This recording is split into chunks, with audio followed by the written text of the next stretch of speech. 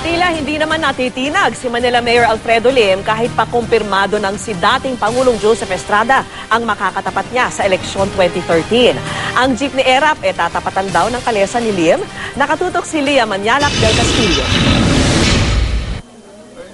Trabaho muna, yan daw ang mas gustong pagtuunan ng pansin ngayon ni Manila Mayor Alfredo Lim kahit pa ang makakalaban niya sa pagkaalkalde sa 2013 national elections na si dating Pangulong Joseph Estrada nag-anunsyo ng tiyak na tatakbo. Sinubukan ng GMA News makausap si Lim pero tumanggi siya kaya ang Chief of Staff na lang niya ang pinasagot niya sa issue. Alam na ni Mayor Lim, no comment ka dahil napakatagal pa ng eleksyon At wala pa tayo dun sa puntong campaign. Wish namin, hindi good luck.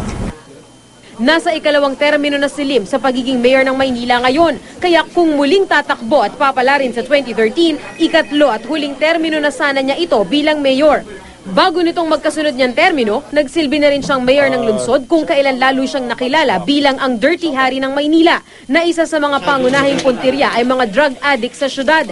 Hindi naman bago ang pagkukrus ng landas ng tinaguriang Asyong Salonga at ng Dirty Harry ng Maynila. Noong eleksyong 1998, pareho silang lumahok sa karera sa pagkapresidente. Nanalo si ERAP at nang nasa palasyo na ito, inappoint niyang DILG Secretary si Lim. Gayunman, nang i-people power si ERAP taong 2000, isa si Lim sa mga tumalikod kay ERAP.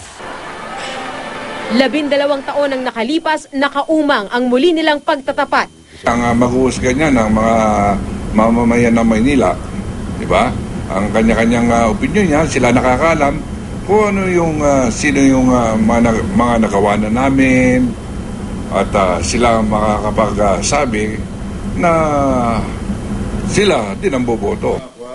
Pero sa puntong ito, abala lang daw si Lim sa pag-aasikaso sa mga hindi pa tapos na proyekto. Kung may baraha man daw siya kay ERAP, ito'y ang track record niya. Kung kagaya ng sinabi ni dating Presidente ERAP, let's have a friendly fight. Si Mayor Lim, hindi niya wala sa kalendaryo niya yung yung mga ganyang sira-siraan Since then, si Lim nung buhat na kumandidato, hindi siya nanira sa kanya mga kalaban. Sa eleksyon, kung inaabangan daw ang pagbabalik ng jeep ni ERAP, abangan din daw ang bit-bit ni Lim. Wala kami, kalesa lang meron kami. So, jeep versus kalesa kayo? Kalesa kami, kumakumpanya kami, yung may parang karwahe. Karwahe kami, nagkukurwahe kami. Ganyan. Yun ang traditional na ginagamit ni Mayor, karwahe. Ang laban ng karwahe sa jeep?